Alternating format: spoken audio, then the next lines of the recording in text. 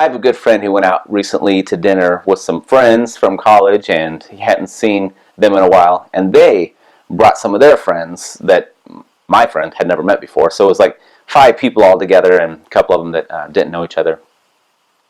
And my friend, he's just a free-hearted soul, good-natured kind of guy. And during the conversation, he called somebody mentally retarded or something like that. And these people, the couple that he hadn't met, immediately just jumped all over him. They're pointing their fingers and, "You never say that. You never say mentally retarded." And he's just a free spirit. He doesn't mean any harm. And I was thinking, it wasn't so long ago that that's what we called people who, are mentally handicapped or mentally disabled, or whatever the politically correct term is these days. But they just got so bent out of shape that it ruined the whole night. It was very embarrassing. They were in a restaurant, and these people kind of made a big deal about it. And I was watching this show recently with Peter Schiff. He went on The Daily Show with Jon Stewart, and I guess they interviewed him for 4 hours, and then they sliced and diced, and they had this one place where he's trying to remember, what do you call mentally disabled people? And I think he called them, I don't even know I can't remember. It all runs together now. It's like, what is the right word? It kind of runs together. But I think he called them mentally retarded. And so he just has been getting all this hate mail, and these people just been out of shape about it. And so I was trying to wrap my brains around, and he didn't mean any harm. He was trying his best to remember the right word, and he just didn't remember the right word for it, or right politically correct phrase for it. And so I was thinking to myself, what is the root of why people get so bent out of shape if somebody calls somebody retarded, if they're talking about someone who's mentally handicapped, or if they call them mentally handicapped when they're supposed to call them mentally disabled, and he called them, am I supposed to say mentally disabled? And they jumped on him still. They're like, no, no, no, no. You call them a person with mental disabilities, or with the mental, I don't even remember. But it got down to slice and dice, and first they're a person, and secondarily they're somebody with disabilities. And so he had to say a person with disabilities. And, I think back to long ago, I think they used to be called mongoloids, and then they were called retarded, and then they were called mentally retarded, mentally handicapped, and on and on and on and on it goes. And it'll change again. Person with disabilities, that'll have to change. Person with different skill sets, person with unique and valued skill sets. Because we're always trying to outdo each other. And I can point the finger at you. I can point the finger at you. Let's be on the cutting edge of finger pointing. But the point is, the people who are saying these words don't mean any harm by it. They're just trying to have a discussion. And mentally handicapped people. And I'm going to use the word, and I don't know the right word, honestly, not right phrase, so I'll just use it all interchangeably. But they don't mean any harm. They're just trying to have a conversation. And have you ever had a conversation with somebody in your own home, just you and a buddy, or you and a friend, girlfriend, who talk, and you don't worry about using every little perfect political correct phrase. You say what you want to say. Why? Because that person's going to trust you, and you have got a good relationship, and you know that they know your heart. You don't mean any harm. You're just trying to have a conversation, trying to talk about something. But as soon as you get out in public, or get on YouTube, or get on television, that's when everybody's like, I've got a son who's mentally handicapped. My mom's got an aunt who's I've worked with somebody who's mentally handicapped, and you can't talk like that, or you got to say things in just such a way. And I was like, what? So I know I'm beating around, or taking a long time to get to my point here, but I think I've got it figured out. And the new word, and from the title you can see, I'm calling it social abuse. And here's why I call it that. Let's say you had a friend or a roommate, and you like your toothpaste squeezed, and they like to roll theirs up, and so they're rolling it up, and you just rip into them. Why are you rolling up the toothpaste? You're supposed to squeeze the toothpaste. What is wrong with you? Or what if you have a friend who can't spell tomato, or can't spell parallel, or some weird, odd, unique word, and you're like, are you retarded? Or what about your kids? Your kids, can't get math right. Are you stupid? What is the dealio here? Can't you figure out this math? Duh. It's how hard is it? And you're just like beating up on this person who means no harm. They're trying their best. They didn't mean any harm.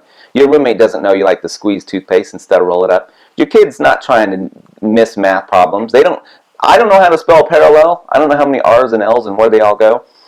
But when you see people do that, you see somebody attack somebody for some harmless offense like that, and you try to make them feel guilty, we call it verbal abuse, or mental abuse, however you want to call it. Verbal abuse, basically.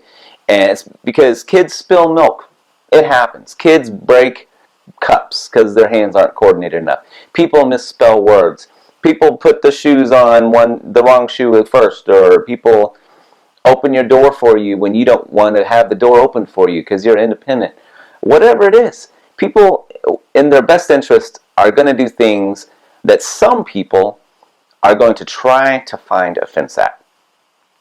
But if you saw somebody yelling at their kid because they couldn't spell a word right or didn't get math right, you would think, what a jerk. You're a jerk. You're abusive and you need to shut up. You need to be nice or don't talk to your kids because that's terrible what you're doing to them.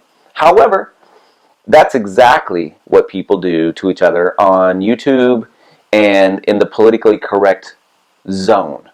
And there's some people that are immune to it. If you're on the ultra-liberal side or if you're in a protected group, let's say, obviously if you're a gay person, you can call people, any gay word you want, and nobody's going to be mad at you for that. Or if you're black, you can call black people by any, reference black people any way you want to, and not get in trouble for that. And if you're also in one of those minority groups, you can usually refer to people outside of your minority group. The people who usually get beat down on it for not being politically correct perfectly are conservatives and white men. Other people to lesser degrees. There's like a pie chart. How politically incorrect can you be? Well, are you a man or a woman? Are you black, white? What's your race? Are you straight, gay? Do you have any handicaps? Okay, so based on your racial profile and your profile, here are the acceptable politically incorrect things you can say, but these are ones you cannot say. You could say these in this context, but not in this other context. That would be a constantly changing list. But that's how it is. I mean, if you watch comedians, you watch people on late night, I mean, you can see, based on who they are and what their makeup is, social makeup, it's what kind of politically incorrect things they can say. But here's the thing of it. We're all just people trying to communicate with each other. And 99% out of the time, when people say something that's politically incorrect, they use a wrong word, call somebody retarded when they're supposed to say mentally handicapped, or call them mentally handicapped when they're supposed to be persons with disability. And I bet you people argue back and forth over that. I bet people are arguing over what is the political correct term for that. He's crippled. He's not crippled. He's transportationally challenged. Whatever it is. The fact is, the people saying that don't mean any harm. Any more than somebody who gets a math problem wrong doesn't mean any harm. Or spills their milk, they don't mean any harm. So the people who've got the problem, the real problem, who are at fault, are the people who are pointing it out. And I don't care if you have a son, I'm not going to point out what my situation is because it doesn't matter. It doesn't matter if my wife is crippled or disabled, if my kid is retarded. I don't have the right, or it's just really bad manners for me to attack somebody who's talking about, oh, your kid's retarded or your kid's mentally handicapped. If I look at them and I listen to them and I say, they don't mean any harm, they're not being rude, they're not being offensive. Look at the heart. The heart's not being offensive. So why should I jump all over them? It's just bad manners. Why would I get mad at them because they roll up the toothpaste instead of just crumple it? It's just bad manners. So why do people do it? I would say there's two types, and there might be more, but I've been thinking about it. I think there's two types. One is people that have low self-esteem and they want to beat other people up and make other people feel bad and bring them down. And they just want to have a reason to be angry. And I think, I was going back, I'm no psychologist, but I was trying to think, why would somebody try to make a person feel bad when they know that person means no harm? It's like, it usually comes out of a hurt heart or insecurities, which is inferiority complex. It just basically comes down to you don't feel good about yourself, and so you want to bring other people down. The other type of person is the bully types. It's like when some mean kids on the playground are beating up the fat kid, and all the other kids went around, ah ha ha ha, let's kick him, let's beat the fat kid, ah ha ha, spit on him. Everybody gets their cheap shot in on the kid who's getting picked on. So those are the two motivations I could see why people really would attack people for being politically incorrect, whenever it's pretty obvious that that person's not being evil-hearted in their intent. Another one is just you're trying to win an argument and you just want to win without reason. You just want to use brute force and cower somebody into backing down to you. But if you try to coerce somebody with mental force, that's no different than trying to beat them down with physical force. I mean, if you threaten people with social disgrace, I'm going to blast you. I'm going to tell everybody you're a racist. I'm going to tell everybody I'm going to lie about you and make it seem like you don't like people with handicaps and all this kind of jazz. That's the same as pointing a gun at somebody and saying I'll shoot you if you or whatever. It's still using force of one form or another. It's just mental force. It's still coercion against the person, for trying to stifle their ability to express themselves freely and have free speech, free thought, trying to be the thought police or whatever. So none of the reasons that I can ever conceive of trying to stop somebody from, or trying to cram somebody in a little box, trying to make them feel bad about the way they talk about people or express themselves whenever we know they mean no harm. It's only bad reasons. It's only bad reasons. Now let's go to the extreme. Let's say somebody is talking callously on purpose to be kind of insulting about mentally handicapped people. Let's say they're crossing the road, mentally handicapped people are, and you're in a hurry to get to work, and somebody's like, "Get these retards out of the road," and all that kind of, I'm trying to get to work, and they're just saying all these rude kind of things.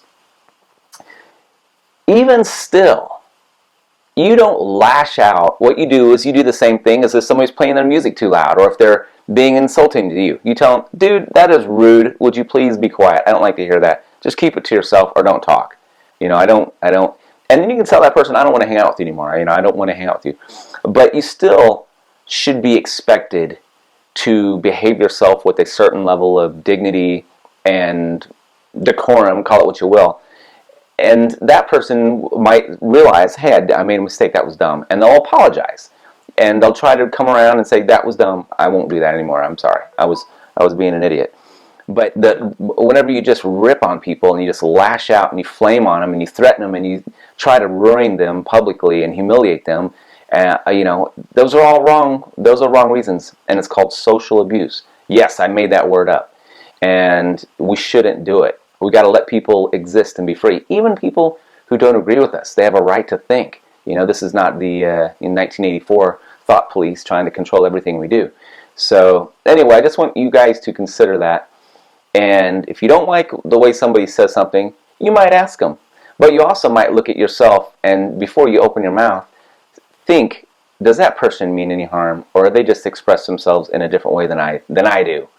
And then you might say to yourself, maybe I should relax a little bit because that person means no harm, and maybe I should just let them talk. Maybe I should just let them say what they want to say, and then I'll respond back, and I won't get all uptight about just the way they say stuff. Anyway, that's just some food for thought for you. Thanks for your time.